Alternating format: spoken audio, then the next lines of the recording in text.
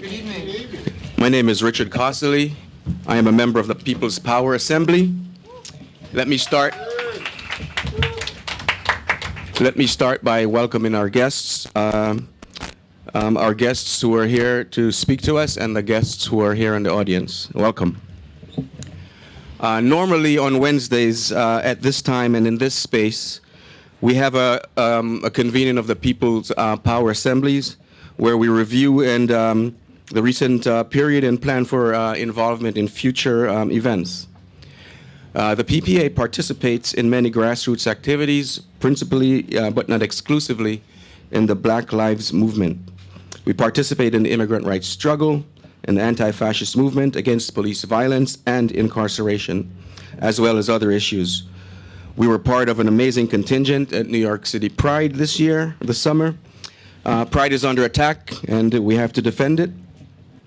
You can find us at May Day celebration every year as well, but you'd probably expect to find us there. Like all of you here, our ambition is to change the world, and there is no shortage of issues to address. Our meetings regularly include an educational component where a member or guest gives a presentation on a topic of interest, followed by a discussion of that issue. As examples, this past summer we had an amazing educational by Ori from International Concerned Friends of Mumia Abu Jamal. The presentation was on Mumia and on the MOVE organization, and it was magnificent. We had a presentation on the struggle in South Africa over university fees, or tuition as we say here. It was delivered by a South African activist and scholar who we met at the Women's March here in New York City. Small world. If you are local or just in town on a Wednesday, you're welcome to join us here at 7 as we meet to plan how to intervene in the struggle. This is not a PPA meeting tonight. As most, if not all of you know, there was an important and successful tribunal here in New York this past weekend to put the United States on trial for its colonial crimes against Puerto Rico. As such, there are many friends in town from around the country, and a request was made of us to allow this meeting tonight. As today works best for the folks visiting. We are happy to accede to this request and look forward to the program. The subject of this meeting is an important one because of the interconnectedness of things that sometimes seem far apart. I will now turn the mic over to Sade Swift, who will share this meeting and also introduce the speakers. Thank you, and welcome again. Thank you for that welcome. And I want to thank the Solidarity Center for hosting us, BAP, Black Alliance for Peace, Black is Back Coalition, and United National Anti-War Coalition. Thank you for sponsoring us. So why are we here? End the Wars at Home and Abroad is part of the Anti-War Autumn Event Series, which is aimed to raise issues around war, militarization, imperialism, and more of those things with people just like you. The continuous and never-ending wars abroad have contributed to the militarization of the U.S. borders, communities, and the entire country. Important reforms that have been fought for by generations of activists are under attack by both major political parties. It is by understanding we have a common enemy that we can build a mass movement to fight back. A little bit about Black Alliance for Peace.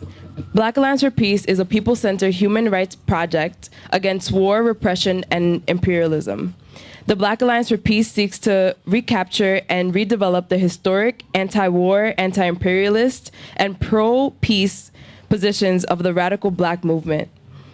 Through educational activities, organizing, and movement support, organizations and individuals in the Alliance will work to oppose both militarized domestic state repression and the policies of destabilization, subversion, and the permanent war agenda of the U.S. state globally. This event is also a continuation of the launch of Shutdown AFRICOM, which is part of the campaign to close all U.S. foreign bases. So now to introduce our amazing speakers, who will give a 10-minute remark each, and then there will be a Q&A after. So first, I'll start off with Joe Lombardo, who is the co-coordinator of UNAC, a coalition of anti-war and social justice organizations in the United States. He is a frequent commentator on several progressive TV and radio programs. Joel was a staff person for the National Peace Action Coalition, one of the two major anti-war coalitions in the US that organized against the Vietnam War. He is a longtime labor activist, a member of CSEA Local 999, and a delegate to the Troy Area Labor Council. Help me welcome Joe.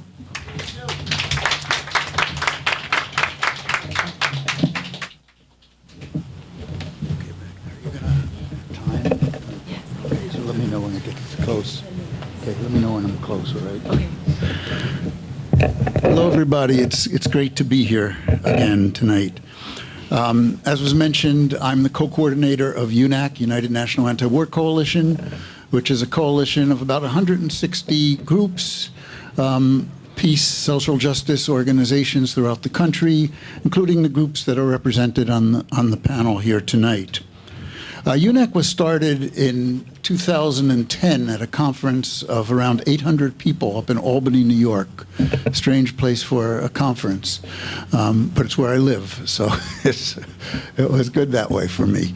One of the reasons we formed at that point is because the anti-war movement was kind of collapsing around us. It collapsed once we saw Barack Obama come into office. A lot of people thought the war was going to end with Obama, that now the Democrats were in and things would change. But those of us who have been organizing for a while sometimes have characterized the Democratic Party as the graveyard of movements, and it certainly was the graveyard of the anti-war movement, as a movement that was strong in the beginning of the century, in the beginning of the period after Iraq, in particular, dissolved, and UNAC came on the scene to try to keep it going, because we knew the wars were going, and the wars, in fact, have expanded and extended. The title of that conference was End the Wars at Home and Abroad. It wasn't a title that was used a lot back then. I mean, the idea was there, but it wasn't used. And now it's pretty much used by everybody in the anti-war movement.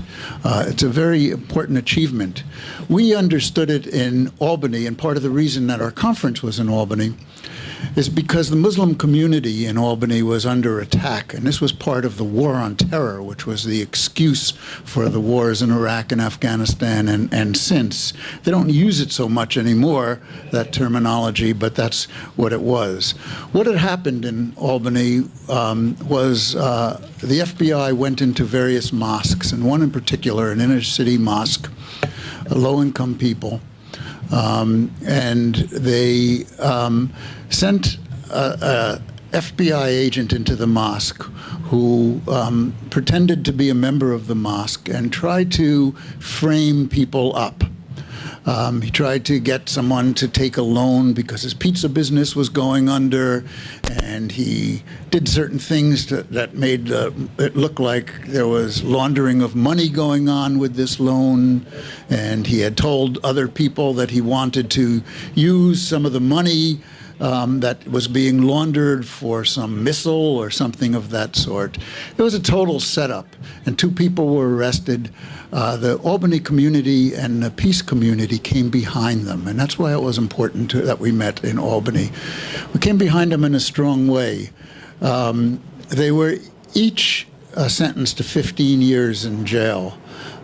One of them, the imam of that particular mosque, got out last month after 13 years in jail. We've kept the movement going for that whole time. We meet at the mosque on a monthly basis. We've had demonstrations. We commemorate the days of their arrest and so forth. We've kept it going that whole time, but we expanded it. We helped build into a national organization that looked at the attacks on Muslims throughout the whole country. And there have been, by the government's own admission, hundreds, they say 600, we think it's more, hundreds of Muslims that were arrested in these sting operations, these preemptive sting operations, where basically they did nothing. But they were framed, they were entrapped, they were bribed, they were something to get after these Muslims. And this helped stoke the idea of a war on terror so they can conduct these wars at home, abroad. And this was part of the war at home as we understood it. In Albany, the guy they sent into the mosque was someone that they had watched for a while. He was a Pakistani who was doing some illegal activity. He was selling illegal licenses to people. And when they had him on something like 98 cases of selling these licenses, they came to him and said, "You're going to jail for a long time, then we're going to deport you back to Pakistan unless you help us out." So he agreed to stab his fellow Muslims in the back. He agreed to help them out, and he went into these mosques, first the Albany Mosque, set people up so that they can bring cameras and say, "You see, we have homegrown terrorists, and this is what we have to do." And that there's a direct line from that to Trump's Muslim ban and so many of the other things that we're seeing today. This man then went to Newburgh Mosque, did a similar thing. He tried to bribe some very poor Muslims and help me bomb this Jewish synagogue in Riverdale up north from here. And they said, "No, we're not going to do that." And he said, "Well, you know, we got to do this. Jews are bad," all this kind of stuff, over and over, until finally he said, "I'll give you each $5,000. And they said, "No, we're not going to do it." Eventually, it got up to $250,000, and these four men spoke to themselves and said, "Okay, this guy's going to give us this money. Let's tell him yes, but we won't do it." And he said, "Well, you have to go, and you have to set the bomb, and you have to do all this kind of stuff.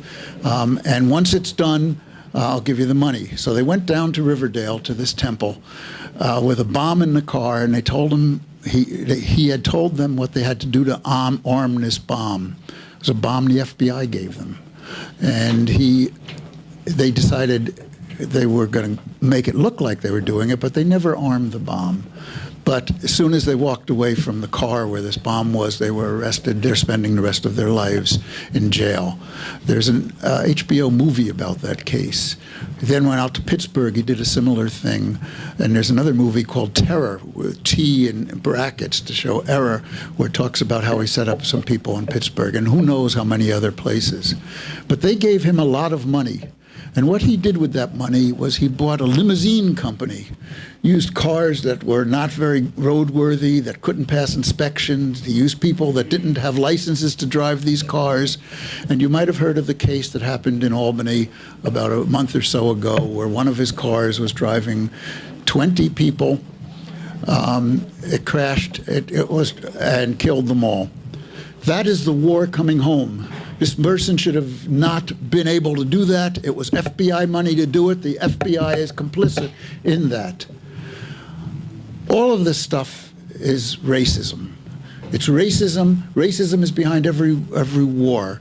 There's racism when they militarize the border, and now they're sending people out there. The war is coming home because of what U.S. policy has been. We have refugees coming up through Mexico. People have come because of U.S. wars, refugees into Europe. It's happening. That's the war coming home too. Wars don't stay overseas; they come home. The racism and militarization of the police, programs like stop and frisk, that's the war also coming home. This country has never dealt with racism. When I was at an anti-NATO protest recently, I spoke to some people in Germany, and they said, you know, in Germany, after World War II, it was mandatory that everybody have a course in their schools. It's mandatory in all their schools on Nazism and anti-Semitism, so they could learn about what happened. They do not have roads and statues of the Nazi figures in their country. If you want to say it's part of our history, you put it in a museum. But we never dealt with racism or the legacy of slavery or of white supremacy in this country, except for a very brief period after the Civil War, which was known as Radical Reconstruction, when some of the legislators in the South were taken over primarily by blacks, And some of the best legislation that this country has ever seen came from those legislators. Public schools, public transportation, graduated tax systems, anti-discrimination laws. But when they saw that, they pushed back. They brought in the Klan. They stopped the voting process down there. They instituted Jim Crow. And racism has never been dealt with. Today, if a black goes to a court in many of the southern states, he has to pass a statue of a Confederate person. Drive on a road named after a Confederate person that doesn't think they should have any human rights at all, in fact, don't even think they're human. That's what we have in this country, that racism. And that racism has been used in every war. How they dehumanize the people we go against, call them gooks or ragheads or whatever. And that racism is what we see that stokes the right-wing Trump movement today, that is responsible for the things we've seen in the last week, for the bombings, for the killings that took place in Pittsburgh, and the killing that you don't hear about that took place outside of Kentucky, where a white man walked up and killed 2 blacks. It went out in a parking lot, saw a white, and the white said, "Wait, don't shoot me." He said, "Oh, I don't shoot whites. I only shoot blacks." That's the endemic racism and white supremacy that exists. And then Trump gets up at one of his meetings and says, "I'm a nationalist." At that meeting, it's understood what that means. That means white nationalist. That's exactly what it means. So the anti-war movement is opposed to the wars abroad and the wars at home, and they are connected. And when we make that connection and understand that connection, and we support the struggles, and they come together, and we understand that our enemy is the same enemy, and racism, imperialism are connected.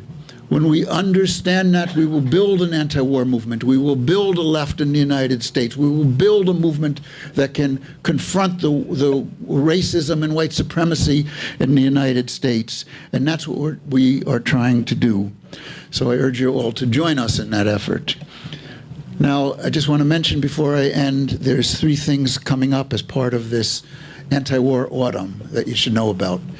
Not this weekend, but the following weekend in D.C., Trump was going to have a military parade. Could you imagine that? It was canceled. But, when a country like North Korea holds a military parade, they are saying to the United States, don't attack us because we can fight back. When the United States does it, it says, don't oppose us or we will smash you. And, but we organized 260 groups or something like that signed a letter saying we are going to be there to oppose him. Nobody gave him support, and he canceled it. But we will be there because we're not canceling the anti-war movement. So if you'd like to join us that weekend in D.C., see me and I'll give you the details. The following weekend, we are going to be in Dublin, because we're going to have a conference against military bases. We're going to make connections with people from countries all around the world. Some of the people in this room will be there. And there will be people from 35 countries right now who will be there. A group of about 50 of us are going from the United States. Cheap flights from New York. I urge you to join us. If you're interested in that, come and see me. But now Trump has announced that NATO's coming to D.C. in this spring, and they're going to have a meeting on April 4th. April 4th was the day that Martin Luther King was killed. It's not a coincidence that he did it on that day, in my opinion. But it gives us an opportunity. It gives us an opportunity to make a reality between the connection between the anti-war movement and the Black liberation and civil rights movements, and bring these 2 movements together to oppose NATO and to oppose racism in this country. And that's what we're going to do. We've already have some permits, and you'll hear more about it. I urge you all to join us. Thank you very much. Thank you. Give him a hand.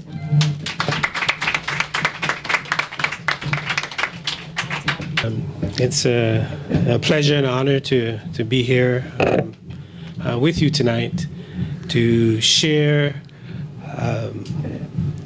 to some extent, what's unfolding on the African continent. And the role, the destructive role that the United States has played throughout the continent that may not be readily evident to even some of the keenest observers. And I would like to shed some light and provide a glimpse into the tremendous pain and suffering that African people have experienced as a result of a callous foreign policy that one can argue seems to seek out revolutionaries, freedom fighters, and not only destroy them, but fundamentally dismantle any kind of foundation they've built to pursue independence on the African continent. Some of us, about a year ago, came to understand or became aware of U.S. military presence on the African continent because 4 U.S. soldiers were killed in Niger, in West Africa. However, that was just a tip of the iceberg. This year, October, is the 10th anniversary of AFRICOM. And those of you who have followed the Black Alliance for Peace, seen an accounting of what U.S. militarization has wrought on the continent for the past decade or so. I'll touch upon that a little bit, where since 2008, when George Bush, Donald Rumsfeld established the Africa Command, with an initial intent to establish bases on the continent, but was roundly rejected by almost all African leaders except for one. Liberia's leader, Ellen Johnson Sirleaf, was the one African leader that invited the U.S., said, come, you can establish a base here on the African continent. So, in spite of the wholesale rejection of the Africa Command, the moment President Obama got into office, even though he didn't create it, he accelerated it. And he was able to do it in a fashion, I would argue, that President Bush couldn't have. Black president of the United States, people not being too critical, seen as a friend of Africa. So he was given far more latitude. And of all the things that Africa needs, at least, I could list 100 things that Africa needs, a continent. And military assistance and military presence, U.S. military presence, wouldn't come in that top 100. Nonetheless, since President Obama got in office, U.S. military presence on the continent had accelerated to a point of grown almost 2,000%. Although there weren't bases other than what we find in Djibouti, the military footprint with special operations forces, with drones, lily pads as they call them, training, you find it almost all of the African continent. Dozens of African countries served as a space for U.S. presence. Now, the U.S. would say that they're on the continent in an effort to fight terrorism. However, when the United States joined up with NATO in 2011 with the French and Sarkozy and undertook regime change in Libya, what that did was it accelerated terrorists on the continent. It increased the number of terrorists. What it did was weapons that were in Libya were now being found in the area that they call the Sahel, in Niger and Chad and the surrounding countries to Libya. And then the United States make the argument, well, we need to go after the terrorists, even to the point where French troops had to go into Mali at one point to confront the terrorists. So, if anything, the U.S. presence has been an accelerator of terrorism on the continent and not a deterrent. In fact, wherever they go, we see an increase in terrorism. Even though the rationale is not tenable, that they're there to fight terrorists. The U.S. is on the African continent to protect its strategic interests. The Chinese expanding their presence on an economic front, and neither Europe nor the United States can compete with the Chinese economically. However, the great equalizer is the U.S. military. So they're on the continent to protect their military interests and also secure access to strategic minerals and resources. Mineral resources that are vital to the functioning not only of their technology industries and the electronics industries, but aerospace industries, but particularly military industry. The African scholar, Ali Mazrui, who wrote a book called The Africans, he had quipped at one point that if the Congo were to cease its export of cobalt, the entire NATO flotilla would be grounded, because cobalt was that vital to the military industry. Now, with the U.S. military presence, with its hard power on the continent that is below the radar, there's another even more insidious presence that the U.S. has on the African continent that has wrought a great deal of devastation. And this is the support of what some people call strong men or friendly tyrants. So instead of the United States, this is even before AFRICOM, instead of the United States having its a strong, broad military or troop presence, what it does is it supports these strong men and people such as Yoweri Museveni, for example, in Uganda. And what they do is they provide them with military training and provide them with arms, provide them with intelligence, and then these leaders use the tools that they receive from the United States to invade other countries. They use the tools that they receive from the United States to suppress their own population, therefore clamping down on any kind of resistance that we see on the African continent, trying to bring about change in whether it's in Uganda or Rwanda, the Congo itself.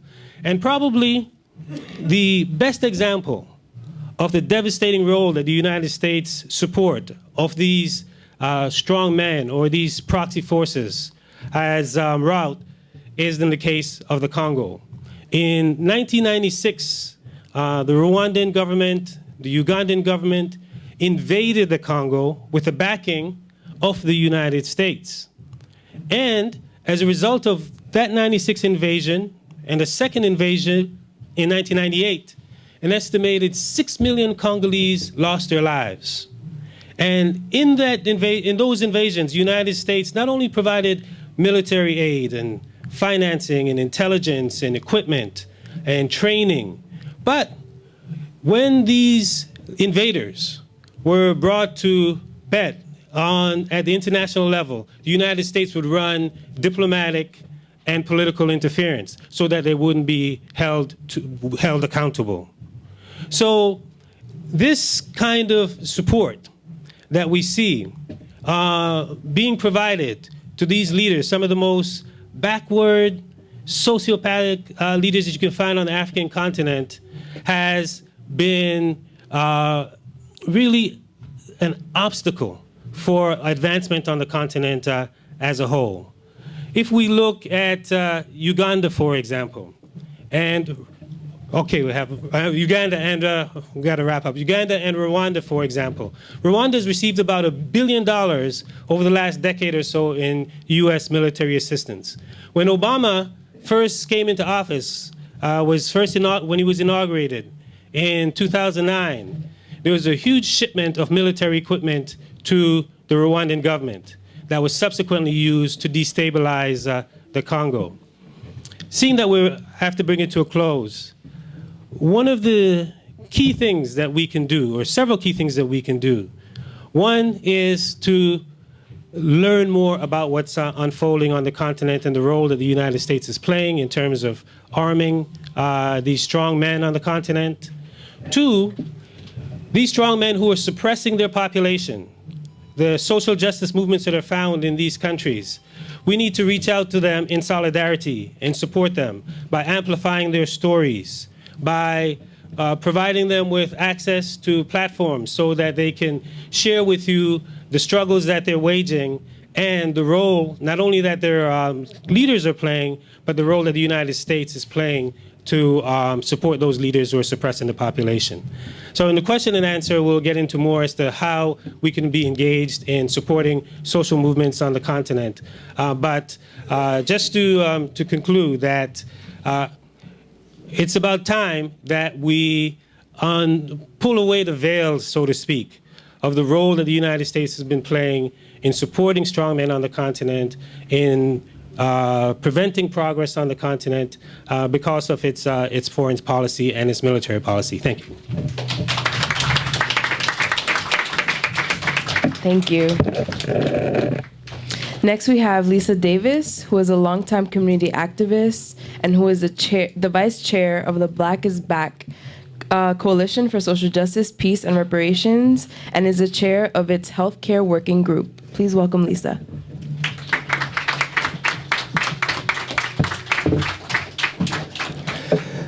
Good evening, everyone. I always enjoy coming to the International Action Center because I'm among friends.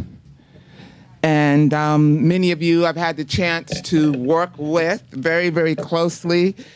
And I'm also glad to see that there are a lot of faces here that I don't really know, a lot of younger faces, because it is so important. It is so important to take what is going on personally, to take it literally, and to walk like the world depends on you individually. Walk with it on your shoulders. Carry it on your shoulders. We must do that. People are being murdered. People are dying. Generations are suffering and being destroyed, while people over here, too many people over here, get to go to sleep at night and not give a shit. And doing it with these dollars over here. So it must be personal. We must move like if we don't get up and do something, that it will be our fault personally that things did not change. But of course we know we must move collectively, but we have to walk like that. We must. I am with the Black is Back Coalition for Social Justice, Peace, and Reparations. And we were founded, I shouldn't just say in response to the election of Barack Hussein Obama, but that was certainly one of the motivations for it. But definitely there were so many other things that were going on, and people felt that it was time that we really stood up. And the name Black is Back was chosen specifically to honor and to own the tradition of the Black liberation struggle in this country, which has been one of the most righteous struggles, has a history unparalleled, to many of the other struggles. And definitely whenever we talk about liberation, whenever we talk about what is right, whenever we talk about any of those things in this country, whenever we talk about any so-called right that anybody has, you cannot not talk about the African liberation struggle.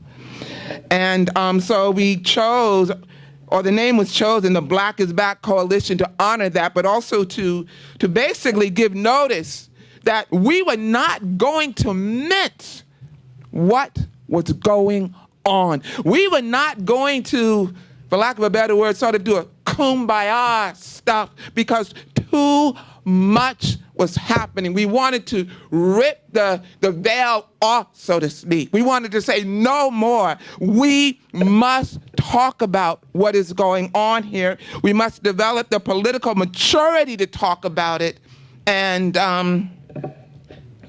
have to do it.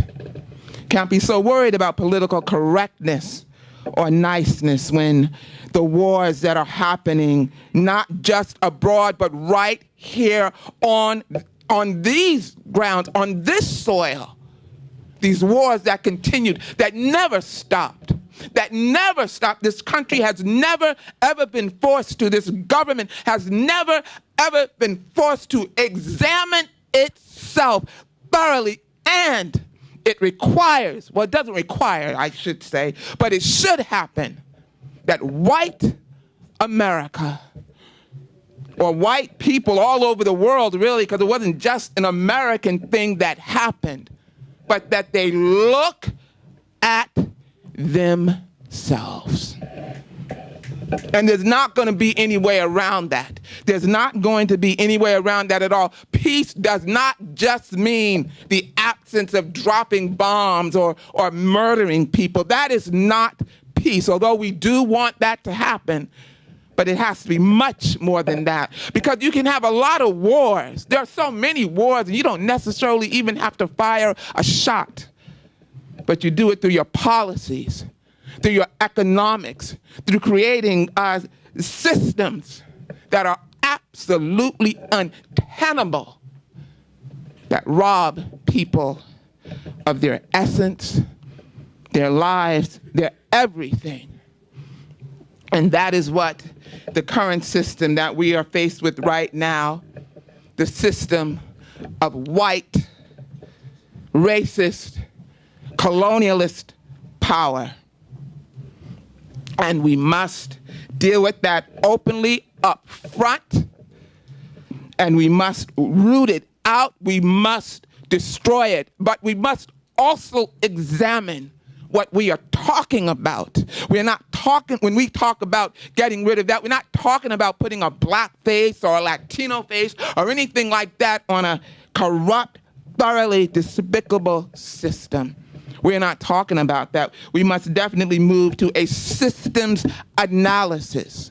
That is very, very important. A system analysis in which we examine every aspect of what was, given to us. And many of us, unfortunately, at least I also speak for myself on this, when we talk about that, when we talk about, well, we have to bring capitalism down, how many of us really have an idea in our head in terms of what it would look like without this system of capitalism, what it would be replaced with? But these are the things that we must fight. These are the things that we must absolutely make clear that we are talking about. We must repeat it over and over and over again. Revolution, socialism, destruction of a bloodthirsty, horrific system called capitalism, in which this country was based upon, in which Europe founded its riches upon. They founded their riches upon the destruction and mutilation of people, and primarily people of color. We cannot walk away from that. We cannot at all walk away from that. So this is the situation that we find ourselves in today, and we find that this country seeks to do in the area that is called the Middle East. I'll just use that word for right now, but I heard somebody one time just put it so truthfully. They seek to do over there what they did to the indigenous people here and to African people. They seek to do that over there. And we must stand up. We must fight strongly. We must stop it. We must fight with everything. We must fight in deed and in word and thought process. We must absolutely do that. And we must bring it home. We must bring it home. What is going on to everybody who walks around in this country? We must make it personal to them. It's almost like if they don't show a dead body being blown up, doesn't mean a war is not going on. 17 13 years of overt war, and today it's not even an issue with the elections coming up. It's not even anything anybody is really demanding in terms of people's position on the war. The Republicans and the Democrats both equally pro-war. And in fact, people can say all this stuff about Trump, and everything that I've heard them say about him is true. I take nothing away from that, but you know, I can talk about them both, the Republicans and the Democrats, and speak the truth about them. But when he does something with war, when he bombs somebody, when he bombs a country, or when he asks for the largest increase ever in the military budget, there is not a sound coming from the Democrats. There is nobody talking about, not the media or anything like that, although this man is, you know, considered a deranged maniac, and I'm not speaking against that. I think it's true. But they say nothing. They say nothing about that at all.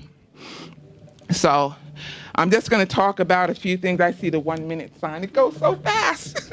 It really goes so fast when you're up here. But one of the things I'm going to just bring out just some ideas in terms of, okay, what can we actually do? Because I know I'm here preaching to the choir. But here are some of the things that we must begin to do. We must begin to demand how many people have been killed in these current wars. The people that are being attacked are a nothingness. They don't count for anything. They have been reduced to nothingness by this country. Maybe they might be referenced as collateral damage. That's not good enough. We in the anti-war movement should be demanding every single day. We want to hear from this government. We want answers. We don't just want the number of Americans who were killed. We want the numbers, period. How many people have you been killing? They matter. They count. And you will no longer dismiss that at all. We should begin to re-examine or maybe talk about the utter hypocrisy of people who seem like they are just so pro-war. They don't care. They don't care because it's not their families going over there. And I remembered when the war first happened, and I saw something in the Black Agenda report, and I can't remember exactly who was calling for it, so I won't try to quote any names, but it seemed like somebody was saying there should be a draft, and I remember thinking, oh no, we can't have that. No way at all. And I know that the rhetoric was that if you make it personal to people, which a draft will make it personal, they're not going to sit up. These wars will not go on so long. And basically that's the gist of what they were saying. And I remembered at that time thinking, oh, no way, we can't have a draft, come on. Because I just assumed that people would be so outraged about the war and that there would be such a growing demand to end these wars. But I was wrong. And now there's silence. Now there's just nothing because people over here get to eat their breakfast and go to sleep at night, and they just don't give a shit about it. Many of them, will just swallow the thing about American exceptionalism, which is as racist as any other term that you could possibly use. But I think we got to begin to raise that issue. I think we have to begin to say, if you're going to be so pro-war, how dare you think that you can sit up there and not have to worry about, well, they're dropping bombs on other people overseas. How dare you think that you don't have to pay for some of that? You believe in it so much, then make your families go. And I think we have to reconsider the issue of the draft because this is just unfair. It's insufferable. What's it going to take to stop it? And I know that's not a very popular position, but we have to I think we need to talk about that in those terms, because if you had a draft and you thought your children were going to be going over there, you'd be talking about ending it. And how dare you think that you don't have to put anything towards something like this? How dare you think that it's all right for other people to die for something evidently you believe in? So, I want to just close with a couple of events that are happening this Saturday and Sunday, November 3rd and 4th. The Black is Back Coalition for Social Justice, Peace, and Reparations will be in D.C., and we will be having our annual march on the White House. Our position is that there is no peace. Africa and Africans are at war. U.S. to the world, comply or die. We will be meeting in Malcolm X Park at 12 o'clock on November 3rd, and we will have a rally in the park, and then we will be marching to the White House, and we ask that you join us. I realize that there's a lot going on, but these are the times we should be in Washington, D.C. every weekend marching on the White House. It's that important. And then on Sunday, we're going to have a conference at 12 noon at the Stewart Center, but really, we want to see faces there, not just black faces at that march, but everybody. And so again, we ask you to help to push it, to promote it, and come. I mean, the mega bus goes right to D.C. You got buses going all day long, in New York City. So it's important that people be there. And also, on Tuesday, November 7th, the chair of the Black is Back Coalition and also the chair of the African People's Socialist will be speaking in New York City. He's going to be speaking from 7 o'clock to 9 p.m. They're having something at the Vision Space in New York City, 566 7th Avenue, Suite 504. I have some information about this. The people who are sponsoring this are called the Uhuru Solidarity Movement, and their movement is about white solidarity with black power, and they are calling for reparations. So I think it would be a very, very, very insightful and informative program for you to attend. It's going to be in New York City on November 7th. Oh, I'm sorry. Tuesday the 6th. Thank you, Dave. David is a member of the Uhuru Solidarity Movement. Thank you. From Boston, so I thank you. So yeah, Tuesday, November 6th. So I invite everybody to be there. And just in wrapping it up, when I hear people talking about Barack Hussein Obama and AFRICOM, my position is that that's exactly why he was chosen to be president, for AFRICOM. It was no accident. Thank you so very much, brothers and sisters. Thank you. Next, we'll hear from Bernadette Alorin, who is the national spokesperson of the U.S. chapter of Bayan, or Bayan USA, an alliance of 23 Filipino organizations across the U.S. representing workers, immigrants, youth, students, women, cultural workers, artists, and LGBTQ folks. Bayan is the main political center for the anti-imperialist mass movement in the Philippines and at the forefront of the struggle for national democracy with a socialist perspective.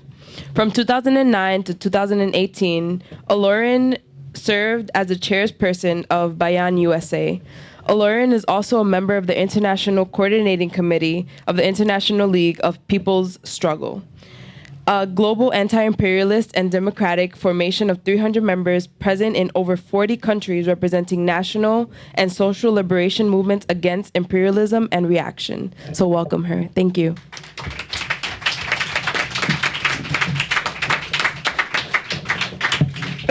Thank you. Good evening, everyone.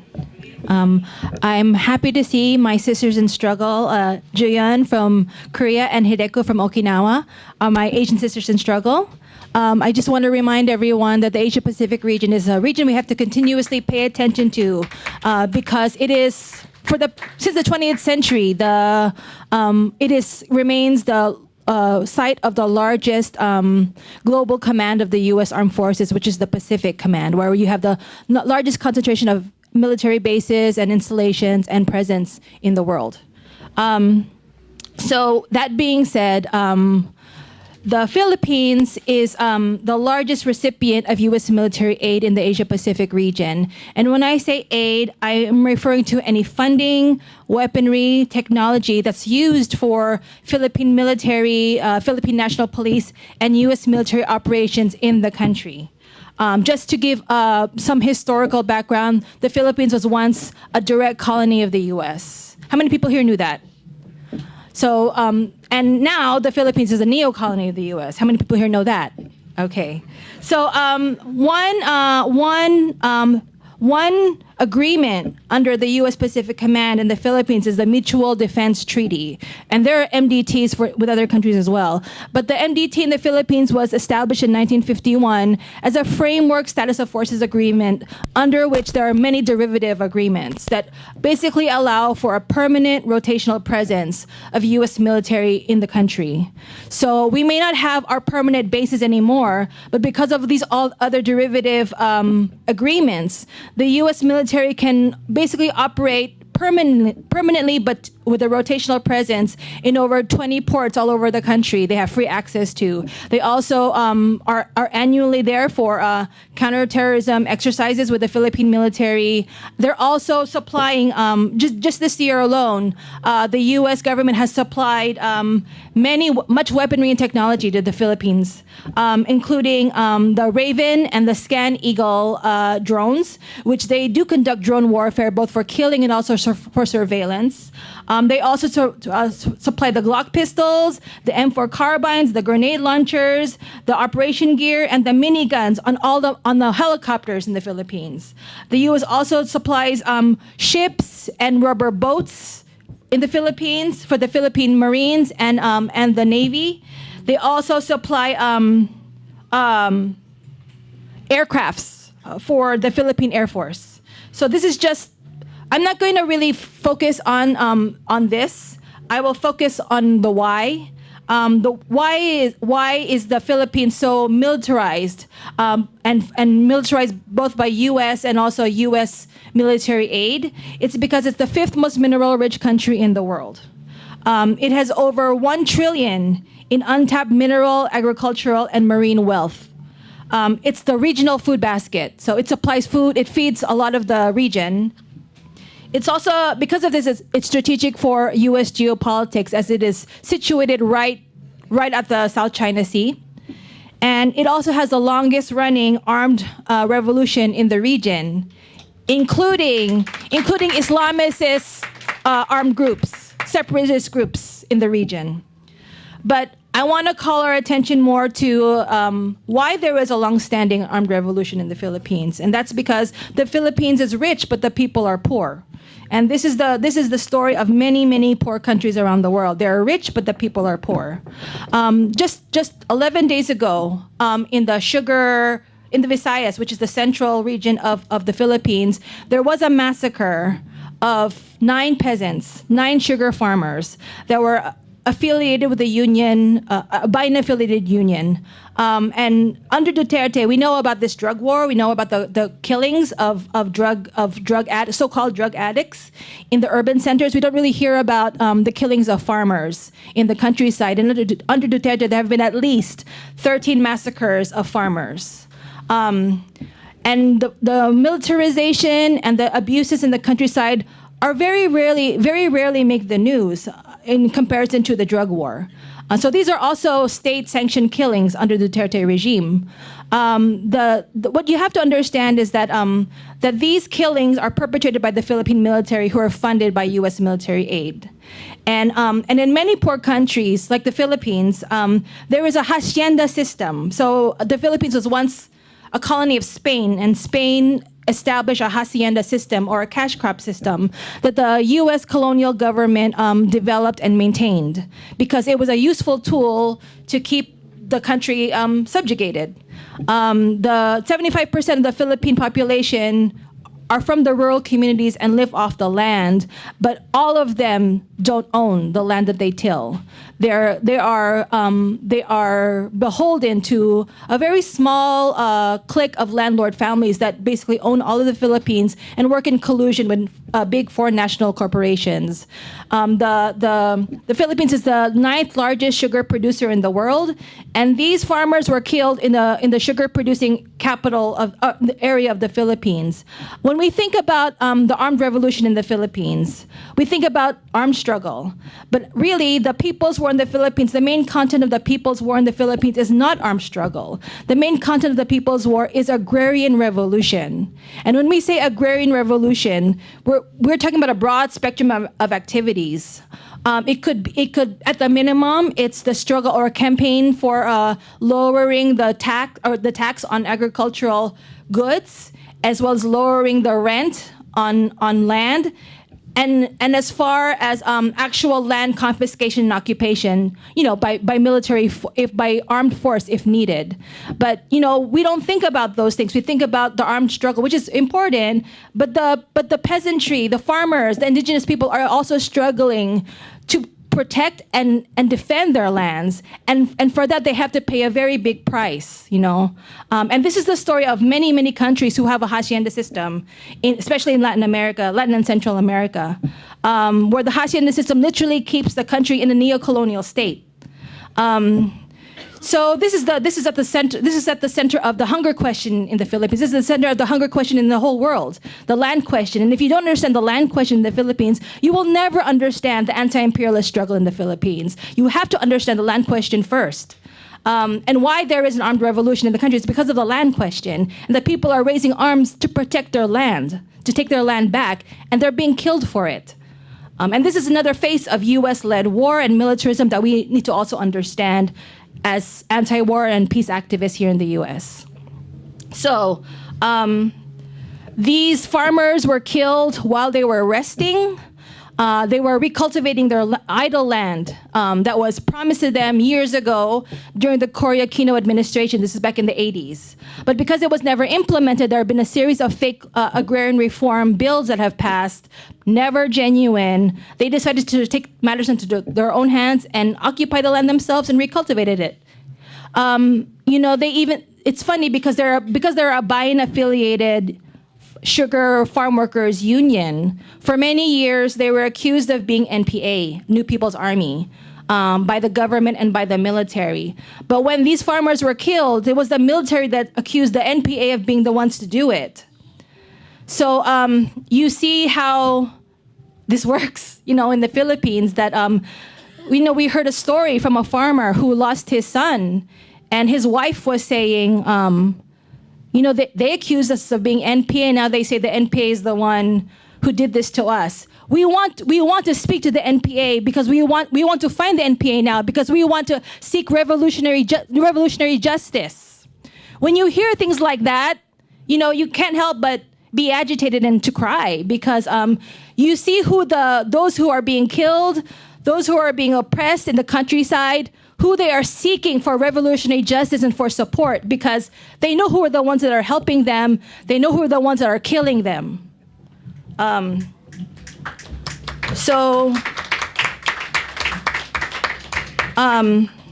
All of this to say that we also need to support, as the struggle to cut U.S. military aid to the Philippines, the ongoing struggle to oust this current rotten dictator, Duterte, in the country.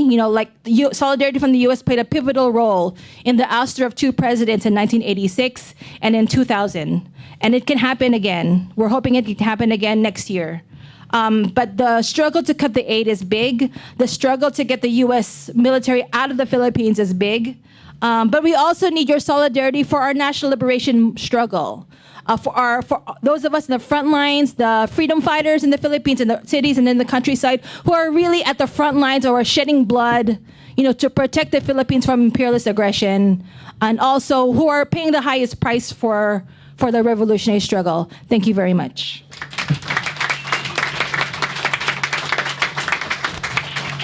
Thank you. You didn't even make it to the 1 minute sign. Oh, yeah. That's great. Last but certainly not least, we have Ajamu Baraka, who is a longtime activist, geopolitical analyst, writer, and human rights defender. He is an editor and contributor, columnist for the Black Agenda Report, contributes to Counterpunch, Dissident, Voice, and a host of alternative news and information outlets. Ajamu is currently the national organizer for the Black Alliance for Peace and a member of the coordinating committee of the Black is Back Coalition and the administrative committee of the United National Anti-War Coalition. Let's welcome Ajamu.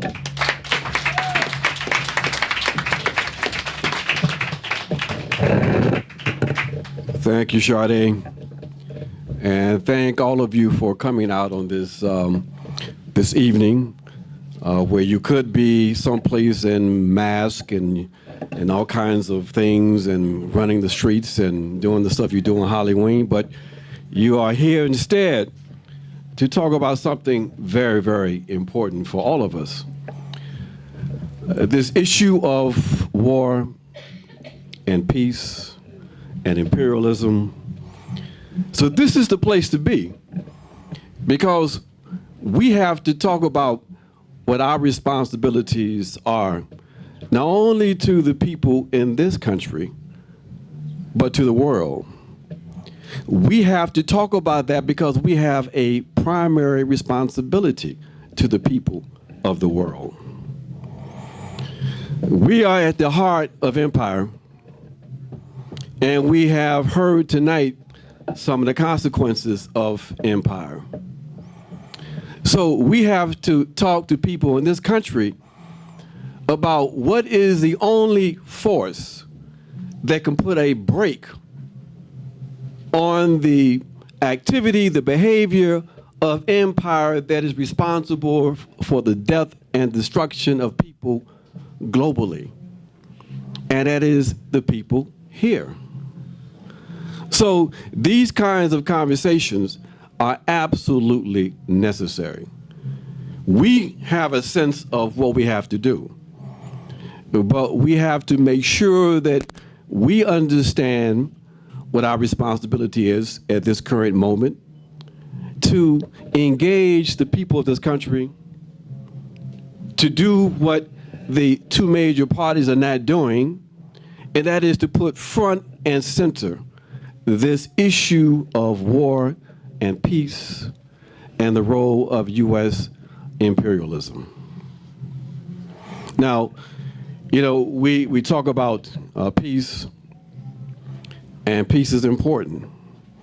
We all want to have peace.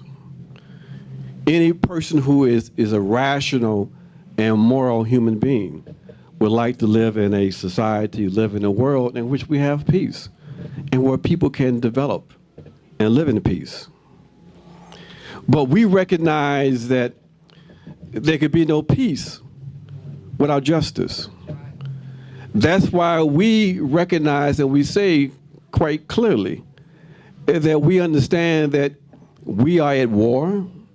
The war is being waged against the people of this planet. The war is being waged against the working class and poor here in this country. And we say that without struggle, there could be no peace. That basically, if we want peace, we have to fight for it. In order to fight for it, what do we have to do? We have to build more effective, powerful organizations. So that's why we're here tonight, to talk about what we have to do, what must be done. Brother Maurice talked about AFRICOM. We mentioned the fact that we have a new formation, the Black Alliance for Peace. We formed this particular organization, this alliance, so that we can, in fact, address the current challenge of the moment. We recognize that one of the most consistently anti-imperialist, anti-war community in this country for decades was and is the black community. But we saw that under the influence of Barack Hussein Obama as the first black president, that there was a very dramatic move to the right among the black community. That traditional opposition to war and imperialism has slipped. And we saw that for 8 years, there was that movement toward the right. Joe talked about the fact that the anti-war movement just about fell apart. That was a consequence of that influence. So what we saw when Barack Obama moved on, we saw an opportunity to rebuild that traditional opposition, an opportunity to organize the black community, to help to revive that traditional black internationalism, to recenter black opposition to imperialism, as part of our effort not only to organize ourselves, but to revive and to reorganize the broader anti-war movement. So we moved in April of 2017 to in fact do that. And we launched the Black Alliance for Peace. One of the major programs that we have just embarked on October the 1st was a campaign to raise the awareness of the existence of AFRICOM, the U.S. Africa Command, to oppose that command. This campaign is part of a larger campaign that we helped to put in place back in January. Many of you are part of that process where we came together in January in Baltimore and we launched the coalition to close all U.S. foreign bases. AFRICOM is the sort of subsection of that campaign. We are focused on closing all U.S. Foreign bases, but we're taking a particular focus on AFRICOM. So we are part of this process of attempting to revive a powerful anti-war movement here in this country. We see the Black community and the Black Alliance for Peace as being a fundamental part of that process. And we see that folks who are traditionally part of the left here in this country have to be part of that process. For us, we say that this issue of peace and anti-imperialism has to be the central issue at this moment, because we recognize that the U.S. state, because of the legitimation crisis it's facing, is now more dependent than ever before on the use of force, war, and imperialism. Therefore, we know that the repression is going to intensify domestically, and we can see that the U.S. state has committed itself to more aggressive military action globally. So this issue of war is front and center. But we have to connect up the issue of war and our commitment to peace with an understanding of the material basis for this war agenda. And that is imperialism. So we have to connect up the moral opposition crystallized in a pro-peace position with a material analysis reflected in an anti-imperialist position. So those two have to be connected, and we have to articulate that as we engage the U.S. public. We have to make sure that people understand that connection. Then we have to connect that to domestic repression. The imperialism that we have to struggle against globally is only the flip side of the domestic repression that we know the U.S. state is unleashing domestically. So those connections have to be made. They have to be made analytically and conceptually, and then confronted and dealt with politically. So this is the task that we have at this particular historical moment, to build a powerful resistance, to build our forces, to make sure that people understand that this issue of war is a class issue, but is also a race issue, and is a issue of gender. So building this movement, focusing our forces on building a powerful anti-war and anti-imperialist position is the central strategic objective, in our opinion, that we can take on today. So my friends, we have a lot to talk about in terms of how we in fact do that, because we're up against a formidable enemy that has been quite effective in confusing people and diverting the people's attention. So I hope that in our conversation we can talk about how we address that.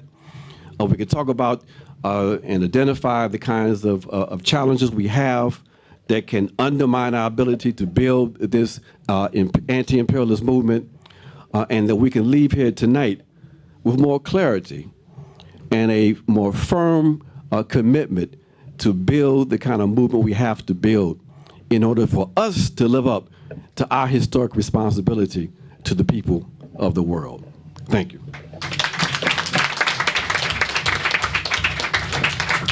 Thank you so much. Let's give a round of applause for all the speakers. Y'all are amazing. And now we're going to take questions from the audience. So please keep your remarks to 1 minute, and then you can address it to one of the speakers. So it was brought out that the two of the things that was done in response by the ruling class to the anti-war movement in Vietnam was to eliminate the draft, and of course was brought up the election of Barack Obama. But the other aspect, of course, is once the fall of the Soviet Union took place, the neocons, who were very much influential in policy, have talked about the fact that the need to create a new Pearl Harbor, and of course that new Pearl Harbor to generate broader U.S. intervention abroad was the events in 9/11, the demolition of the Twin Towers as well as Building Number 7. So I know the anti-war movement generally doesn't touch upon this issue, but I think it's crucial that we talk about that as part of the anti-war movement, because it's the basis of the war on terror. To justify the war on terror was the 9/11 events. So the 9/11 events, of course, was an action that was a demolition. It was done by, we believe, a Mossad Israeli neocon operation, especially with the Twin Towers. There was a demolition job based on the nature of the. Oh yeah, absolutely. So 10 minutes, okay. So given that, time is up. Given that, I guess the panel has to address that, whether or not that should be part of the anti-war movement, dealing with the issue of 9/11 and basically the false flag as well as the war on terror. That's basically it for now. It's part of the anti-war movement. Thank you. Thank you to all of the great panelists. I have a quick question. If any of you have any insights on what's going on with U.S. policy towards Yemen over the last little more than a week, we've seen a real shift towards them talking about winding down the war, imposing new conditions on the Saudis. I don't think that any of this happened because the Saudis killed Jamal Khashoggi in Istanbul, but it almost seems like there were elements waiting for an opportunity to shift like this, and I wonder what ideas you might have about it. Thank you. Yeah. When you come to these conferences, you rarely, if ever, hear about the decline and the implosion of imperialism as it impacts on regions and countries across the globe, despite their supreme military presence, as Mr. Carney pointed out, to maintain control over those resources, even in the face of these emergent alliance that you see in China and Russia. But can someone sort of address what it is, what analysis we can come up with in terms of the implosion that we are seeing both domestically and internationally, and what does that portend for the development of movements? I mean, we always hear about the slashing of the whip against countries and people, but what is a deeper analysis about this implosion that is taking place, whether it's in the Philippines, whether it's in Africa, or whatever? And what does that mean in terms of the peace movement, and how do you address that within the context of U.S. and the decline of U.S. imperialism? Thank you. I want to applaud this meeting tonight, particularly the formation of the Black Anti-War Committee. There should be no trust in the Democratic Party, and whatever color you are, if you're a Democrat, you're an imperialist. I wouldn't care if you were Fidel Castro or Malcolm X running on the Democratic Party. I wouldn't vote for you, because that is a party of war, racism, and imperialism. I just wanted to ask Mr. Carney, is it? Yes. had some relation with the struggle in South Africa in recent years. And I'm sure you're aware the neoliberal policies of the South African government, Mr. Ramaphosa, who's a billionaire, involved deeply in the Marikana massacre of striking mine workers. I wonder what is your assessment of the ANC now, the African National Congress, and its relationship to AFRICOM, and I wonder if you would let us know what you think of the Metal Workers Union, NUMSA, and the insurgent political energy that they have produced, and they say they're going to form a revolutionary socialist party. I'm all one for that. Thank you.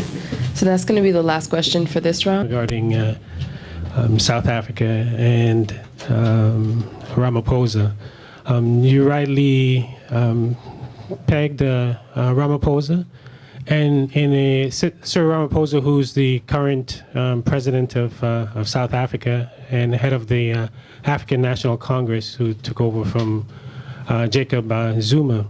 And you rightly pegged Ramaphosa. In a lot of respects, Ramaphosa is emblematic of the ANC itself, in that during the anti-apartheid movement, he was a foremost labor leader. He was at the forefront of the resistance against apartheid. And like many of the black elite of the ANC, he's been captured by finance capital. And he has represented, even though he has advanced in terms of his wealth in South Africa, we see that he's been in alignment with the old money and capitalists in South Africa, with De Beers and Anglo Gold. And not only have he been in alignment with those capitalists in South Africa, but also his footprint on the African continent has expanded. Probably most notoriously is his collaboration with South African billionaire Ivan Glassenberg, who heads up Glencore, which is one of the major mining companies in the world. And some of you in here may be familiar with Glencore. It's a company that was founded by Mark Rich. And as you know, Mark Rich was the fugitive that Bill Clinton pardoned at the end of his administration. So Ramaphosa is firmly ensconced in that network of that elite of global capitalists that are not only plundering South Africa, but also plundering Congo and other countries on the African continent.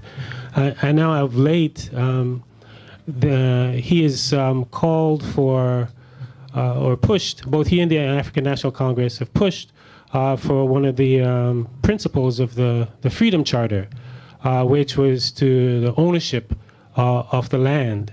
And believe in part that they're pushing in that direction in order to curb the influence of new formations such as the Economic Freedom Fighters, who's running on ownership of the land, nationalizing of the mines, and has proven to be quite successful. A young party has quickly become the third largest party in South Africa. They dealt the African National Congress a defeat in the August 2016 local elections. So in part, the ANC is responding to that and trying to take that issue away from the Economic Freedom Fighters in advance of the 2019 elections. Just quickly, the National Union of mine workers of South Africa, NUMSA, metal workers of South Africa, they broke off from COSATU and established their own path. As you know, they're a Marxist-Leninist platform, and eventually they announced that they will be establishing a party themselves. They've not only looking to make strides in South Africa itself, but they're also expanding on the African continent as a whole. They're a key element in 3 Pan-African conferences that have been organized throughout the continent in the last 3 years in Tunisia, in Zambia, and in Ghana. So they are certainly going to be a force to reckon with, not only in South Africa or in the Southern African Development Community, but also on the African continent as well. So those are some of the comments that I have regarding. I'm sorry. There's some training. In fact, there's hardly a country on the continent that's not involved in one fashion or another with the U.S. Military, whether it's in regard to training, whether it's in regard to military equipment, whether it's in regard to intelligence, the financing. You'd be hard pressed to find a country on the continent that hasn't been touched by AFRICOM in one fashion or the other. In fact, just to give you an example, the Angolan elections that were held last year, when won by Lorenzo, before the elections, he was here in the U.S. meeting with the Pentagon, right? And these are the same Angolans that the Cubans sent hundreds of thousands of soldiers to support in their fight against the South Africans and the Central Intelligence Agency. So not only are many of these leaders, whether it's Lorenzo or Ramaphosa, firmly ensconced in the U.S. orbit in terms of military support, but also as it relates to neoliberal policies, right? Just the recent World Economic Forum, you found there Paul Kagame of Rwanda, you found Ramaphosa was there, Lorenzo. So it's almost as if that element of resistance, anti-capitalist resistance at the level of the heads of state is virtually non-existent on the African continent. It's from below, from the labor unions like NUMSA, from startup groups like the Economic Freedom Fighters, from social activist groups throughout the continent, that you're a bottom-up movement where you're going to find that kind of anti-capitalist, anti-imperialist resistance. And that's for the reason why I say one of the key things is for us to support those groups that are involved in that battle, because not only are they fighting against imperialism, they're also fighting against the agents of neocolonialism like Ramaphosa, Lorenzo, and some of the other leaders on the continent. Sorry for taking so long. I'll just comment briefly on a couple of things you said. With the idea of 9/11 and a false flag, I mean, the major thing, and my background is engineering, but I don't want to deal with the technical stuff of how that towers fell and who did it and all that kind of stuff. I want to deal with the politics, which is imperialism, and try to build a movement on that basis, because that's the political basis that we need to build the anti-war movement on. On Yemen, I think it's a very interesting thing. The United States is now saying that maybe we need to have peace in Yemen. Saudi Arabia thought they were going to defeat Yemen immediately, and they couldn't do it. They couldn't do it because we've all heard this lie about the Houthis and all. It's the people of Yemen. It's not a civil war that's going on there.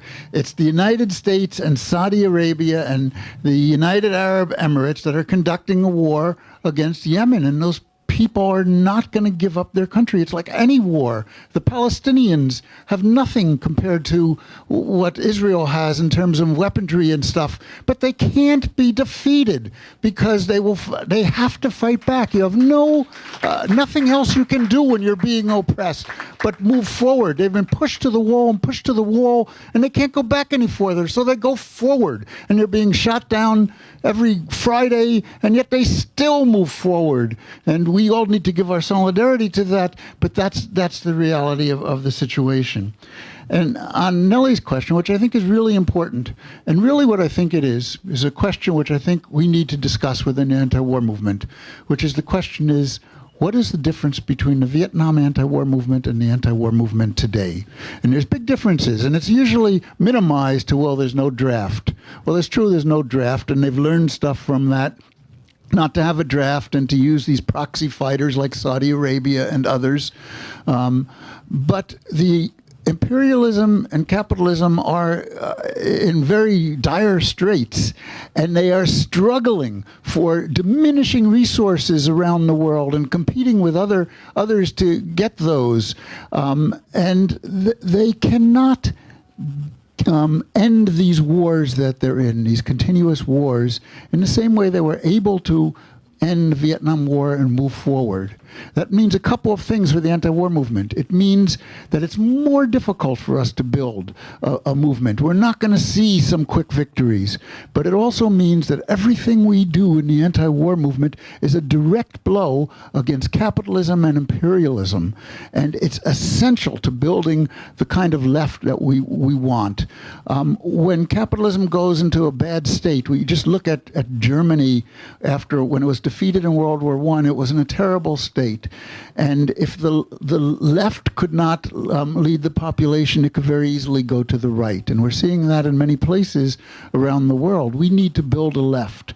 And to build the anti-war movement and an understanding of people that are fighting on the ground against things in their communities like cop killings and so forth, that there's an international piece to that. And that's the anti-war movement. That's the thing that we can help bring to building the left. And it's an essential piece. And that's what we have to do. And we need to build this left, otherwise it's going to move to the right. It's a job that we all have to do every day. Anyone on this side? No, I think the red one. The red one. Yeah.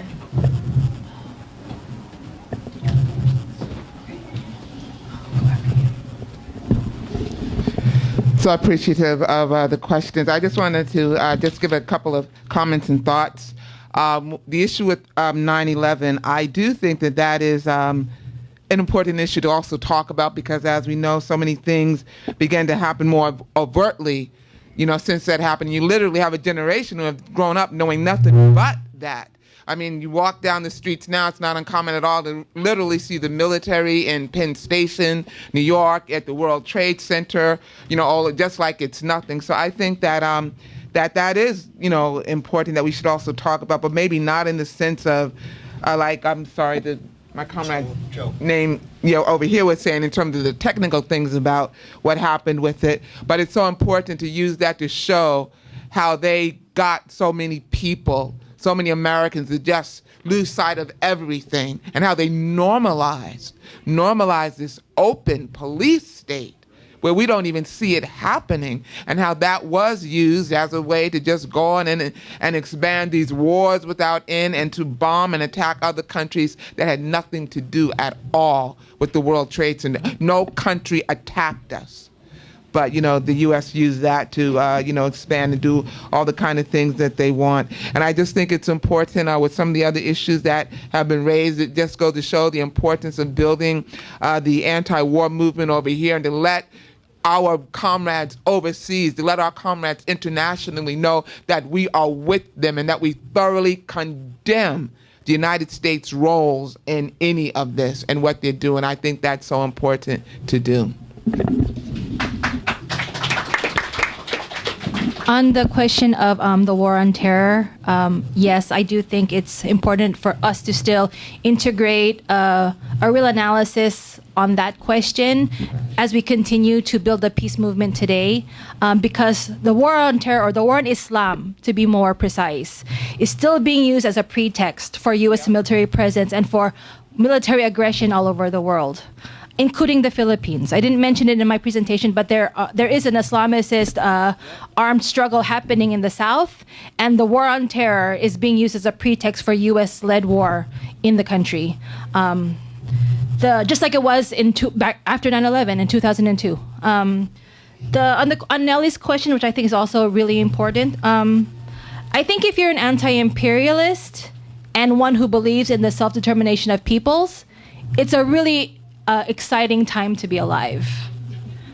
Because the prospects for anti-imperialist unity around the world are excellent. Because first of all, imperialism exists.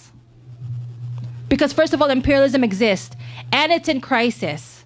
The mere fact that fascism is rising all over the world is an indication that imperialism itself is in crisis. We have to pay attention to the international situation. We have to be better at monitoring global monopoly capitalism and seeing the political economy of war as we rebuild the anti-war and peace movement in the country. Because as the main aggressor around the world, we have to pay attention to the economic aspect of the war.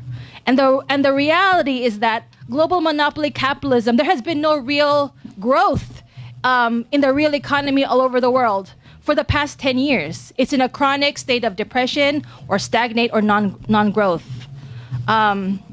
And this is what's fueling desperation for new territory, for new wars of plunder, because the monopoly capitalist powers are running out of resources. And they're stoking war and fascism and militarism all over the world to do so. But what's also in their way is the fact that people all over the world are resisting. The poorest people in the world are resisting the biggest corporations in the world fearlessly, because they know they have nothing to lose. They're doing it not for themselves, but for their children, for future generations in their countries. And that type of fearlessness and resistance is exciting. And I think to build a real anti-imperialist peace movement here, we have to be better internationalists that are in solidarity with these struggles all over the world. That's right. Thank you. Do you have anything to add? No? Any last questions? Yeah. No, more. Let's take two more. Two more questions. Ruben, I'll bring it to you. Let's take three.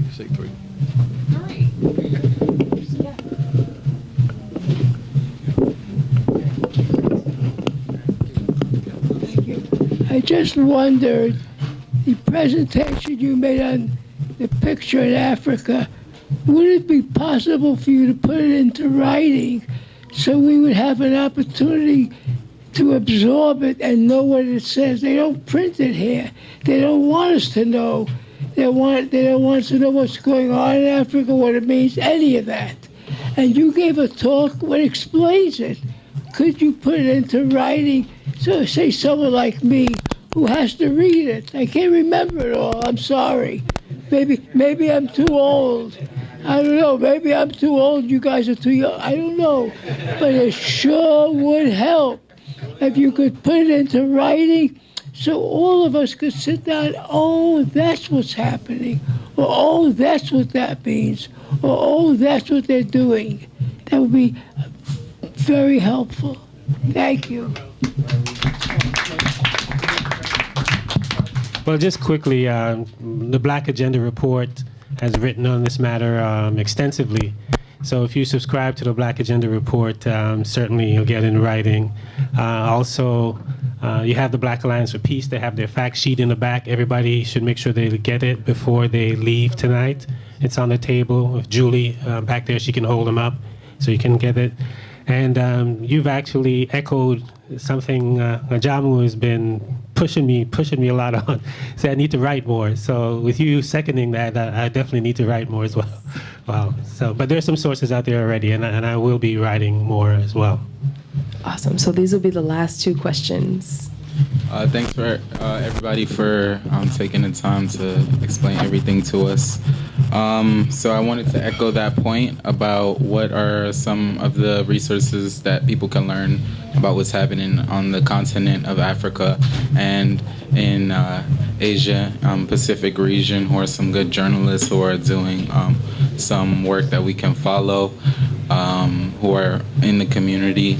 And my personal question is to everyone here, but especially to the Black people on the panel, is how you spoke about people not giving a shit. What have been some effective kind of ways of communicating with, regular people who are not necessarily actualizing, in the same place that we are at right now? What have been some effective ways that you found to reach out to some normal folks who may not understand what's happening, or who may not give a shit at the time, or who just don't know? Okay. Thank you. This will be our last question of the night. Sarah. Oh, yes. Sorry. Go ahead. Thank you very much. This forum is really great. My name's David Rold. I'm with a lot of groups, anti-imperialist groups, and I have two short questions. The first one is for Ajamu and/or Maurice. It's about the Boko Haram organization in Nigeria and Cameroon and other countries in Africa. I tend to think that Boko Haram is created and supported by the U.S. and the Zionist regime and the Saudis to violently stabilize parts of Africa, and even serve as a pretext for U.S. overt military intervention, like Maurice was talking about in his talk. But other anti-imperialists I work with think that Boko Haram is a legitimate anti-imperialist resistance organization. So I was wondering if you two could clarify the character of Boko Haram for us. And then my second question is for Ajamu Baraka. Are you considering running for president in 2020? The Green Party needs you to run for president. You're our most inspirational leader in the Green Party. Thank you. Thank you. That has been a question since we were on the trail. So I was actually his campaign manager. So it's come up multiple times. Hi, I'm Sarah Flounders with International Action Center and the Solidarity Center here. And I wanted to really thank this panel because there's an enormous amount of cohesion here in thinking, in outlook, in determination, and in optimism at a time when there's no end to U.S. wars and no perspective even for their ending their wars.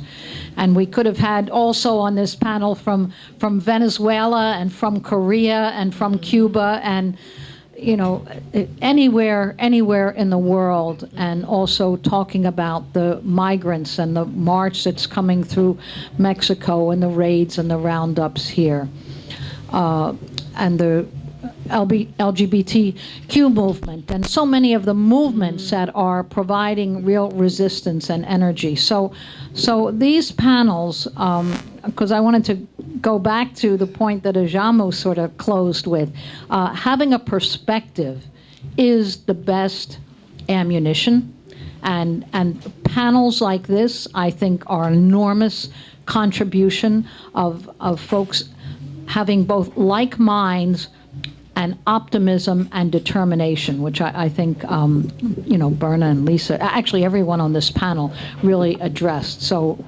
thank you very much, even in going forward. This movement especially needs perspective. That's the real ammunition. Thank you. So if y'all can, with your answering the question, give your final remarks, that would be great. Yeah.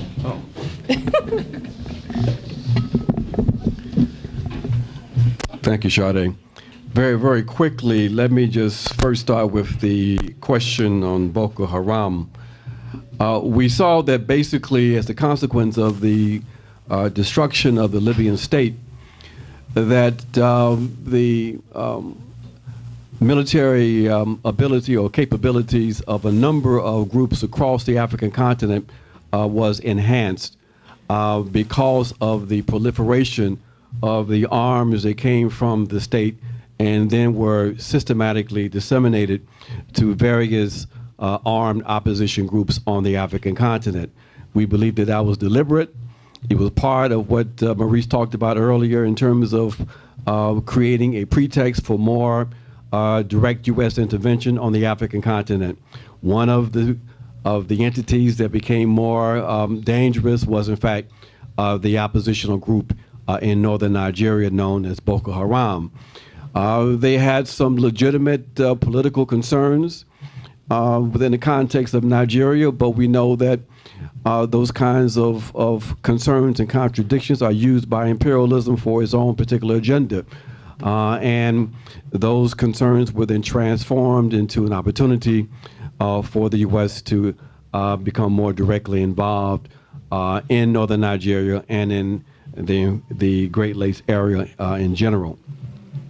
In terms of the very, very important question about how do we, in fact, engage the public, we have to engage the public where the public is right now and recognize that the public is propagandized to its very bones. Therefore, we have to meet people in the churches and in the community groups and talk to them about their and our common objective interests. The first thing that we say to people is that this issue of war is a class issue.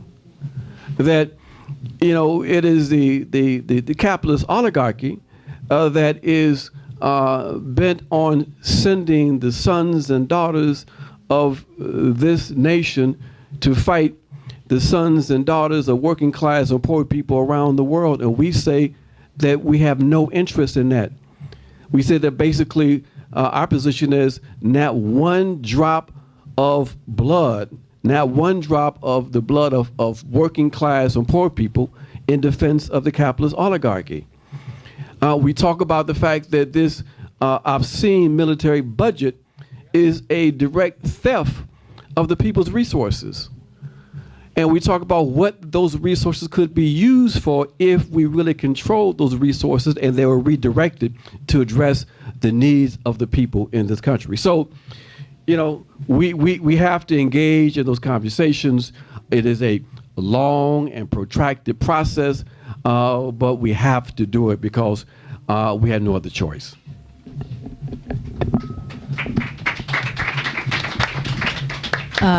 Closing remark. Good resources, online resources for information on the Philippines and on the Asia Pacific region and other stuff too is one is called Bulatlat, BULATLAT.com. It's an online newsletter on the Philippines, and it has reliable news from the anti-imperialist struggle and very objective news about what's happening in the country. Another good online resource is iboninternational.org. Ibon is spelled IBON. International spelled out .org. This is a good resource for updates on the global economic crisis and different struggles around the world, including peasants and workers' strikes around the world. Another is ilps.info. It was mentioned earlier that I'm with the leadership of the International League of People's Struggles, and you are all invited to the 6th International Assembly of the ILPS, June 23 to 26 in Hong Kong. You can contact me for more information. The IAC is a proud member of the ILPS. The ILPS is, as it was stated earlier, is a global formation, anti-imperialist, over 300 members in 40 countries, and we need to be better in this country with building anti-imperialist unity because they're really good at it abroad. They're really good at connecting and relating with each other abroad because they need each other. They know that they need each other. They know they have a common enemy. We have to be better here at uniting against the common enemy. And I think seeing that in practice next year is a good, way to also learn, learn about broad anti-imperialist unity abroad. So the ILPS also just is expanding in Africa. There was a country chapter that was established in Senegal last year, and we're hoping to establish our country chapter in Kenya, if not this year, by next year. So we would love to have our African American brothers and sisters join us in Hong Kong to get a report on the expansion of ILPS in Africa as well.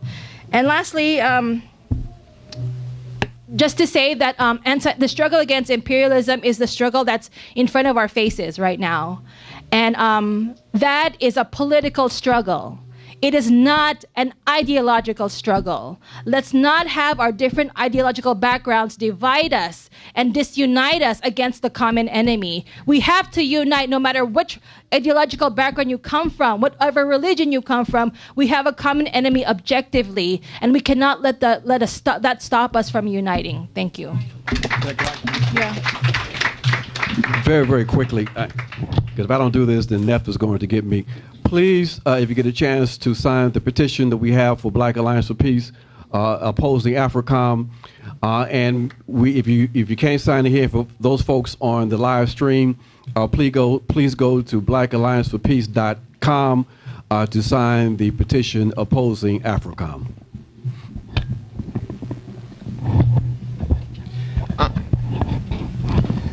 To answer the young brother's question about what are the very real things that we can do here, and like some of my colleagues have said, that imperialism, this struggle is real. It's not ideological. It's about what is going on in our everyday life. What does the world look like when we wake up in the morning to when we go to bed at night? What can we do on those levels? And I think, like Brother Jamu said, we have to talk to people where they're at. And for myself, I mean, nobody can tell me that I'm not changing the world through Facebook. I don't care what nobody says. When I post something, I just think that that's so enlightening. But I think we have to use whatever we have. One of the things that I do like about Facebook is that it gives me the opportunity to go right there with something. Whereas when you first meet somebody, even at a family cookout, you got to do all this talking and do all this kind of stuff before you get to anything about the war. Maybe you will and maybe you won't. But on Facebook, you can get right there with it. You can just go from 0 to 180 like that. And I like to tag people and my family and all that kind of stuff. And something interesting happened. And that one of my cousins, and she's very new age, and that we are all a one and everything, didn't want to hear anything about politics at all, ever. And now she's talking about stopping the war. She's literally she goes, we got to look at this war, we got to stop it, we got to ask these kind of questions. And she posted that, and I was like, okay, but I was glad to see that happening.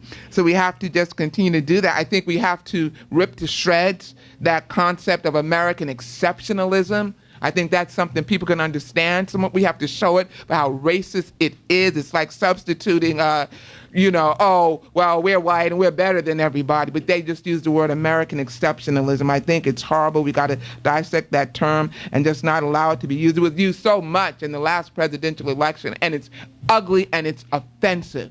You are not superior to anybody in this world, and we need to kill that thought.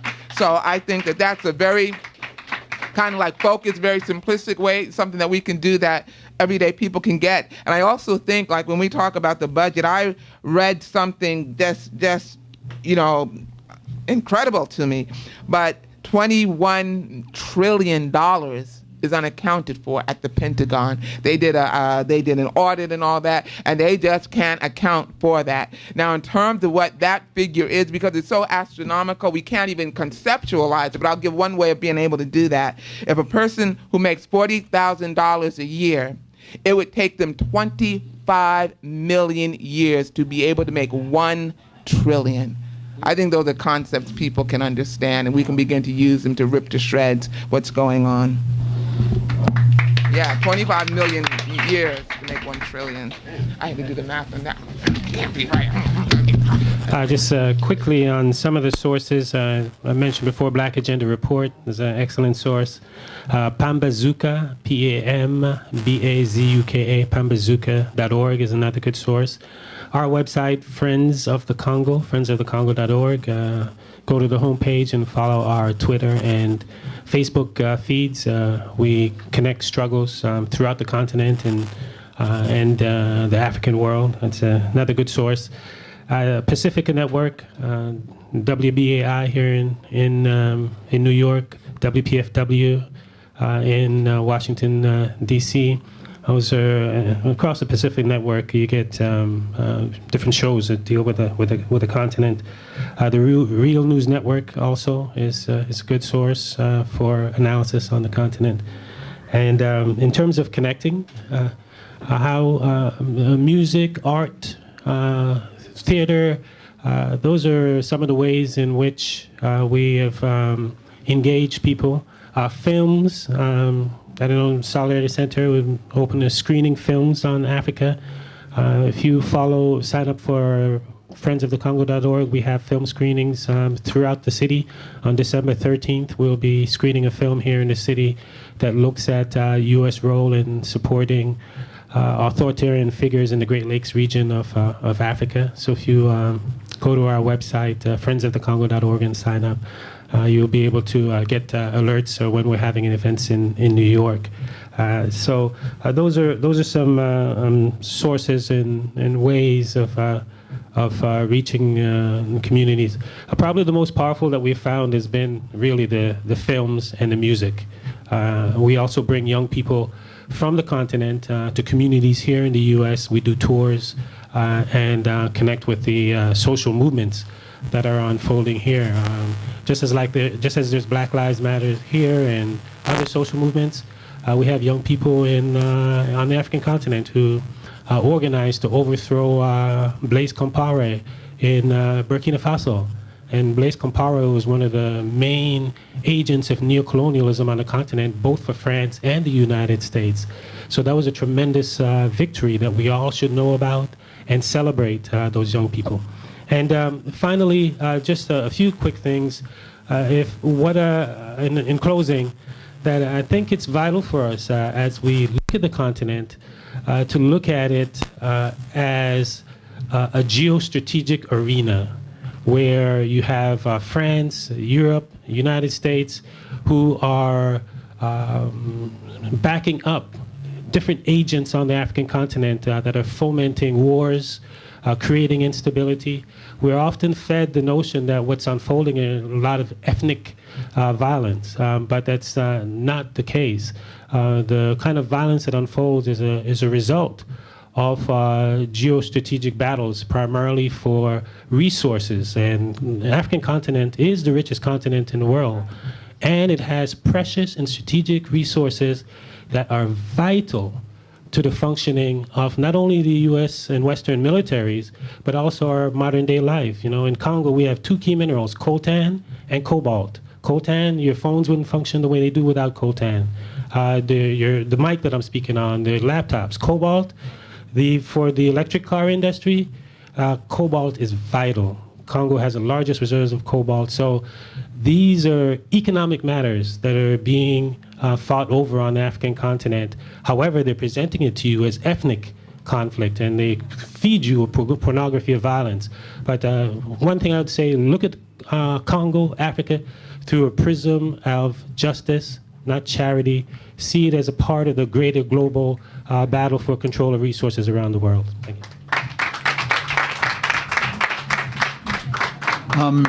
Just quickly, this is an interesting panel. It's different than most anti-war panels that you've seen. This is the kind of anti-war movement that we need, and this is what UNAC is trying to build. We need an anti-war movement that is led by the people who are fighting imperialism at home and abroad. And that's what we're trying to do. So if your organization is not a member of UNAC, I urge you to see me and to join UNAC, because that's what we need to do. As one speaker said, you don't hear about the wars. 60% out of every tax dollar is going to the military. You don't hear about the wars in this election because there are two parties that are pro-war. There's the Republican pro-war party and the one that's even more pro-war, who doesn't want to talk with Russia, doesn't want to talk with North Korea. That's the Democratic Party.